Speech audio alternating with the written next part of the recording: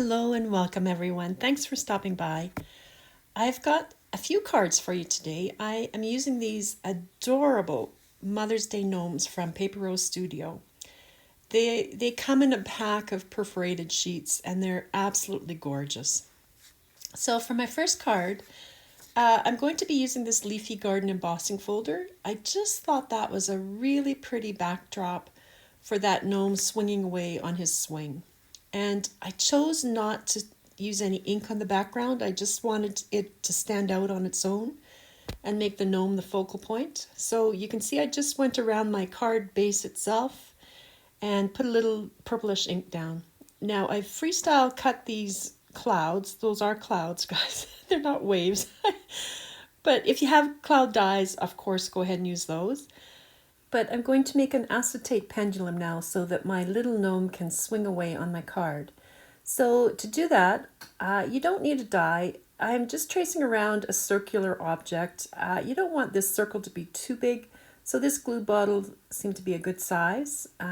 It was a multi-matte media bottle, but you know, Nouveau drops or pops bottles, all of those would work. And then I'm just drawing two vertical lines down the bottom. I didn't want this part to be terribly wide because it may show a little bit on the card. So I'm doing a fairly narrow vertical arm on the end of it. And then I just cut that out. Now, I should have erased or used some alcohol to take off the Sharpie marker. I do it later, but this is when I would do it. If I wasn't making a video, this is when I would have done it.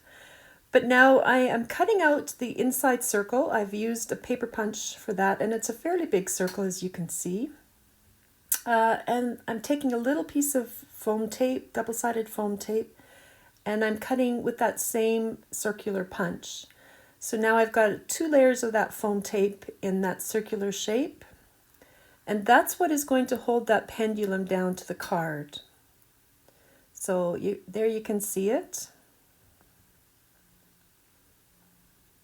And now I'm going to stick that onto my card front. Now, really, if I wasn't making a video, I don't know what happens when I make a video, guys, but I'm thinking about too many things.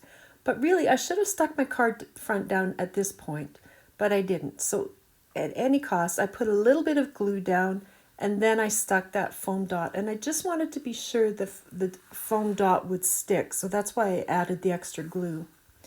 Now off camera I cut another circle using that same glue bottle, and this circle is out of cardstock, so I'm just gluing that over top of the foam dot, and that makes sure that that pendulum is sandwiched between the card front and that cardstock circle, so it won't come off.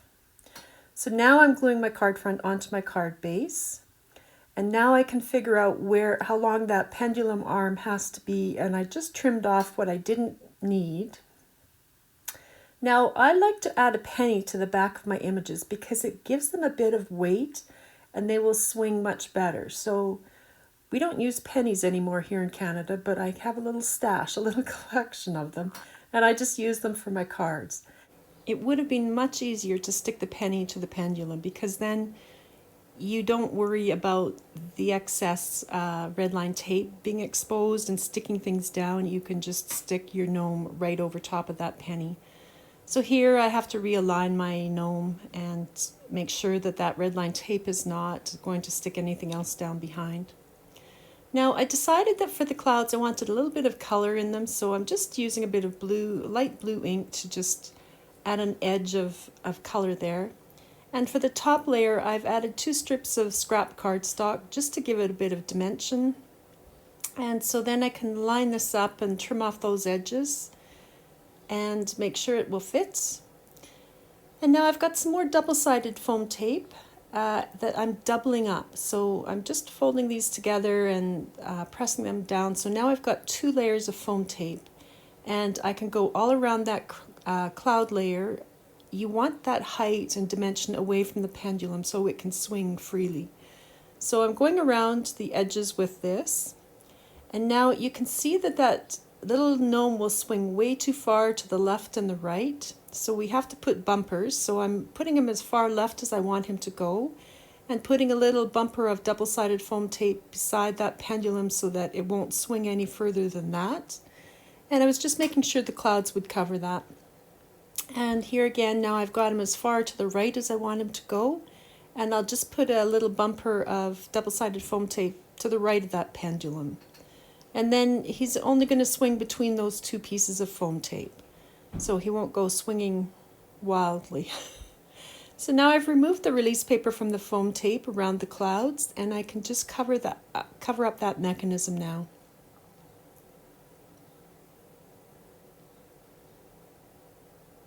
And that's pretty much it. It's a very simple, easy, interactive card to make. So all I'm doing now is adding my sentiments to the bottom. I put a few pearl beads down there just for a little more interest. And then I've fussy cut this little butterfly from the Rainbow Butterfly Collection, I think it's called. And I've got it glued just in the middle, and I'm popping it up at the top. And there it is. It's really fun to play with. Okay, so I've got another card to share with you. I was having so much fun with these gnomes. I could have kept on for hours and hours with these. But I've used the Mother's Day gnomes again, and I'm using the Chunky Script Happy Birthday stamp sets, and I just stamped that in yellow and clear heat embossed it. I've made those daisies from the Alana flower. I just used the smallest petal there and the center, and then for the stalks or the stems, I've used the Etched Blooms 4 die set. And that's the flourish circle that I've got around the outside of my circle. And I just did a bit of ink blending in the background there. So a very simple card front, because the inside is going to be a pop-up mechanism. So I've got the wonky picket fence there. I've cut 4 of those, and I've cut 2 of these Tree of Loves out of brown cardstock. I've got some scrap, fairly bright green cardstock there. Those are the same daisies that I had made on the front, and I picked out 2 of these gnomes to use. So I've just cut 2 scraps from that green card. I think they were 5.5 inches wide by 1.25 inches tall, but they should be the same size. We're going to make an inside pop-up mechanism here. So I'm taping these together, just with the low tack tape, because I'm going to cut these into grassy, not hills, but just a grassy border. This will go in behind that picket fence, so you're not really going to see it. So it doesn't matter if you're not great at this or not. You can see it's just a hilly shape there. But it should be the same size. Now along the straight edge, I'm scoring at 1/4 inch in, and I do that on both of these.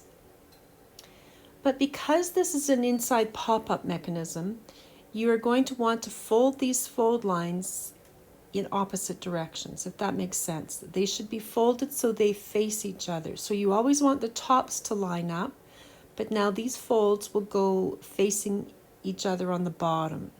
So I hope you can see that here. I'm going to line these up again. So the tops are the same now. They're facing the same direction, cut the same way, but the bottoms are facing inwards towards each other. So slightly different folds there. Now I'm just going to glue these little picket fence pieces together. And I do that for the front and the back. Those daisies, it would have been easier to put those in at this point in time, but I didn't. I am now going to glue this fence to my grassy backdrop. And I'm just putting glue on the bottom of those fence pieces and sticking that right down to the back, to the grassy part. And I do that for both the front and the back. And I'm sure you can see how it would have been easier to put those little daisies popping through the fence at this point rather than later when I had to sort of wiggle them in.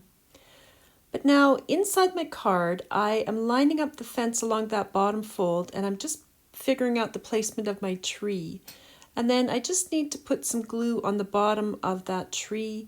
You don't want the flap to be glued down, so I'm removing the flap and then just lining that up again with where I want that tree to stand inside the card. So that is the front of the card that's at the top. And now I'm just going to add a little bit of glue to the top branches of the tree that will go along the back. You definitely do not want to be gluing the bottom of these trees together, and you will see why in a little bit, because that is actually what allows this to pop up when it's opened up. So here the two trees are just glued at the very top. And you can see there they open at the bottom. So now I'm going to glue the top of the fences together. So this is the back fence, and I will glue it to the front one. And I'll also put a little bit of glue on the base of that tree just so it sticks to the grassy parts, and that will help it to open up. So they're just lining everything up.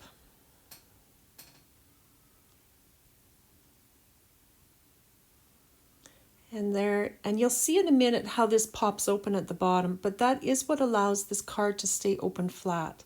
So now I've got both those flaps opened up, and I'm going to just put glue on the back flap, and then I will line this right up with that fold line on the card. So that's the top of the card I'm gluing this down to, the front of it. And I'm just lining up the edges of that flap with that fold line. Just really pressing it down. And you can see it's only the back that's being glued here. If I lift that up, there you go. So just the back flap is being glued to the front of the card. And now I can put glue on this front flap and fold the card and just really press it. Make sure that glue picks up.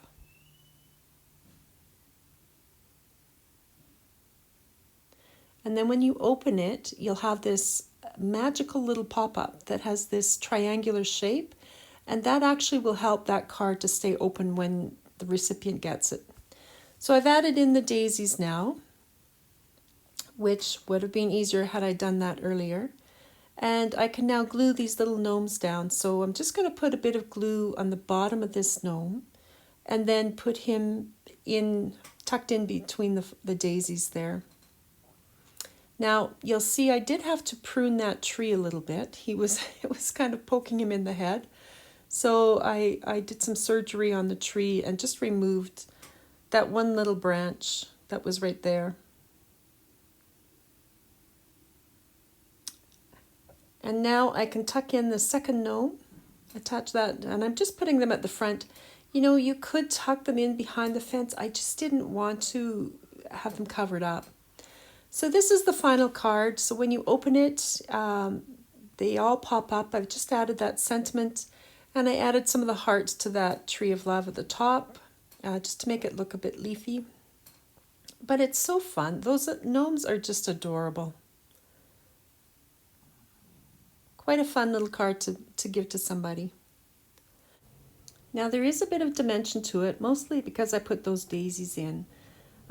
But it will open up and it will stay open, so it just will sit down flat like that. So I've got one more card to share with you. I have used this inky color paper.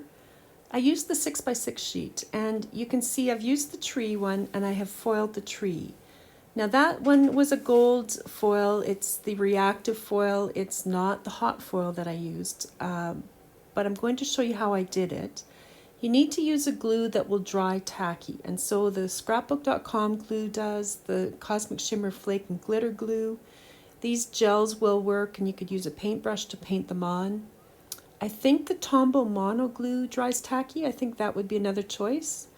But you can see I'm just going to cover the tree with the glue, and I'm not being terribly careful. You can sort of pick out what you want to cover, what you don't want to cover. You don't have to do all the branches, you can just do some of them. Could be you want to do the landscape, and that would work too. So I'm just going quickly along, putting glue down. And then the hardest thing is you have to set it aside and let the glue dry. And so it's going on a very milky color here, but when it dries, it's going to be completely translucent. And you want it to get to that point. So here is how it looks when it's really fully dry.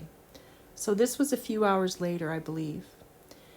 And now for this example, I thought I would use some gilding flakes. So I'm using some Cosmic Shimmer gilding flakes. This one is Autumn Blaze, and I love this one. It's got all these beautiful reds and oranges and pinks. And then, oh no, that was Red Blaze, and this one here is Autumn Leaves. and it's got a few more blues and greens mixed in it. So I thought at the base of the tree that would be pretty. So I'm just putting this one down along the bottom of the tree, down where that bluey ground is. You just put them on and then you just brush them on. And because that glue is so tacky, it just picks up those gilding flakes right away.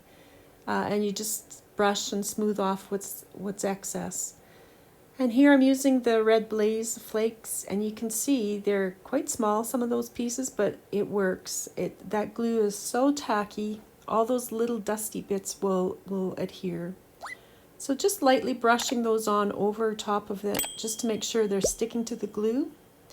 And then once they really are sticking, I use a bit more force and really brush off the excess and tap it off and put it all back in the jar. And there it is, all finished, and I really think that's pretty. So for my card, I chose to use this gold foiled one. That is mink gold foil that I used on this one. I trimmed down the inky colored paper to fit my card. And I've also cut this birthday sentiment. Now, I cut it from gold foil, but it didn't show up amongst the trees. So I tried one shadow layer of vellum, and I still didn't feel like that was quite good enough. It wasn't showing up well enough and standing out from the tree. So I cut a second layer of vellum just to see if that would make it any better. And I liked that much more. I felt like you could read it from there. So in order to attach that, I'm just putting glue on the back of the birthday sentiment, gluing it to the first layer of vellum, and then I'm gluing behind those letters and attaching that vellum layer now down to the second vellum layer. And then I could put all of that up onto my card. And this was such a quick and easy card, honestly. It came together in no time at all. I had those extra supporting sentiments that I was putting on there with it. And then I mounted that little gnome on foam tape and just put him down at the base of the tree and added those sentiments on the side. And that's the card, quick and simple. So thank you for joining me, everybody. I hope I've given you some ideas. These gnomes are absolutely adorable. Like, you will make so many cards out of them. Thanks for stopping by. I hope you're having a great day. Bye.